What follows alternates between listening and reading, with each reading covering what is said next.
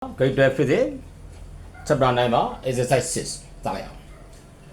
The plate အပြားတွေက or a parallel plate capacitor အပြားတွေပြိုင်ရဲ့လက်တို့တစ်ခုမှာအပြားတွေကဖြစ်ကြပါတယ် 15 cm square ဘာရိယာက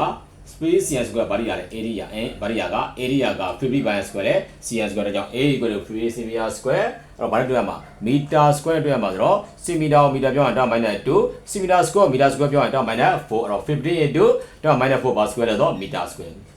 ပြီးတော့1 mm ပတ်အပြားတစ်ပြားဘယ်လောက်မီတာကွာဝေးလဲ1 mm ပါဝေးလဲအကွာဝေးpercent distance ဘာ equal to d equal to 1 mm 1 mm equal to 1 into mm ပတ်ပြောင်း meter ပြောင်းဘယ်လောက်နဲ့မြောက်10 power minus 3နဲ့မြောက်အဲ့တော့1 into 10 minus 3ပါလဲ meter ပေါ့ဗျာ okay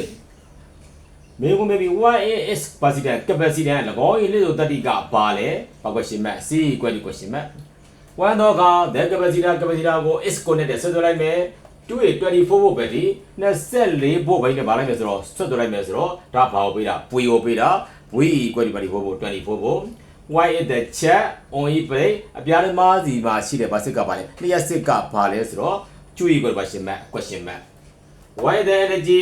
ဘာမေးပြီစွမ်းရင်မေးပြီ energy ဘာပဲလဲ w ပဲဘာ question mark w equal question mark or the capacitor မှာရှိတဲ့ energy ကဘာလဲ w equal question mark လဲ question mark ကိုအမှန်ကတော့ပု္ပ္ပာစတွေ့ရတော့မယ်တွေ့မယ်ဆိုတော့ theologian နဲ့ a ပေးတယ်ဗာပေးတယ်ဆိုတော့ d ပေးတယ်ဆိုတော့ပုံသီးတော့မှာက c equal to capacitor တော့ဗာပဲနေလဲ a by d ပြဿနာကဘာတန်ဖို့ပေးမထားဘူး kappa တန်ဖို့ပေးမထားဘူး kappa တန်ဖို့ပေးမထားဘူးဆိုရင်အပြားနှစ်ပြားရဲ့ကြားထဲမှာဗတ်ကျူးလို့ခေါ်တဲ့လေဟာနဲ့ဘာလို့သဘောထားပြီးတော့ရှိတယ်လို့သဘောထားပြီးတော့ kappa တန်ဖို့1အဲ့တော့အပြားနှစ်ပြားရဲ့ကြားထဲမှာ parallel plate ရဲ့နှစ်ခုရဲ့ဘာထဲမှာလဲကြားထဲမှာ Israelဒါလျက်ကပစ္စည်းဖြစ်လေဟာနဲ့ရှိတော့သဘောထားပြီးတော့ကပ္ပါတဘောပါလေ1အဲ့တော့ကပ္ပါရုံပါလေ1အဲ့ဒါအလွတ်ချက်ထားပါမှာသိအောင်လုပ်ထားမှာပါမသိတော့တွေ့ရမှာမဟုတ်ဘူးဒီကိ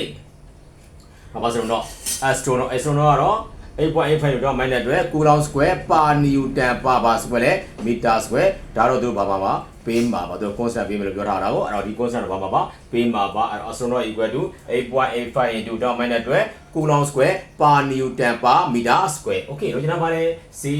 equal to ကပ္ပါဆိုတော့ a by d c ရ c ပဲဗျာကပ္ပါ1 astronaut က 8.85 into 10 power minus တွေ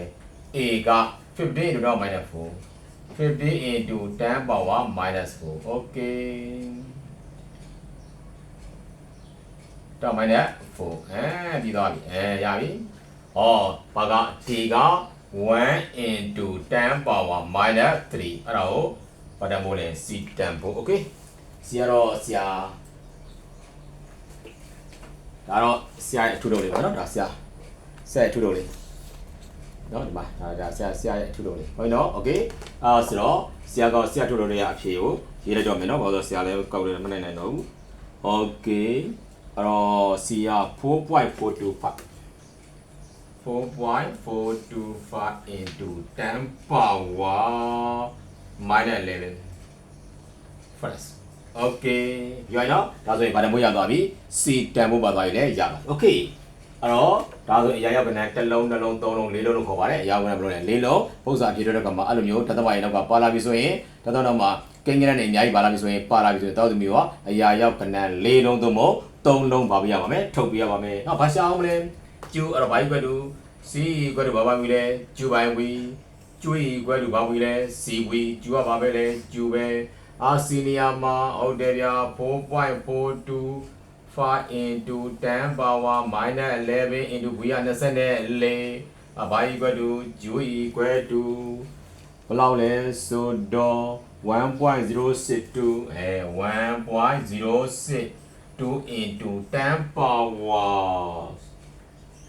minus 9ယူနစ်ကဘယ်လောက်လဲကူလောင်တစ်လုံးနှလုံးသုံးလုံးလေးလုံးဆိုဒါလည်းဘာရောက်အရာရောက်ဘယ်လိုလဲလေးလုံးပါအဲ့တော့ဘာရှာအောင်မလဲ w ကိုဘာအောင်မလဲရှာအောင်မယ်ကဲ w ကိုရှာပြီး w equal to 1/2 ကျူလဲကျူဝေးလဲရှိခဲ့သူက 1/2 square လဲ c w square လဲရှိတယ်သူတို့ 1/2 ကျူ square လဲ c လဲဘာလဲရှိတယ်အဲ့တော့ဘာဝီကလွယ်တယ်ကျူဝီကလဲတယ်ကျူဝီတဲ့အတွက် w က 1/2 ဘာဝီလဲကျူဝီ w ကဘာပဲလဲ w ပဲ 1/2 က 1/2 ပဲကျူနေရမှာ 1.062 into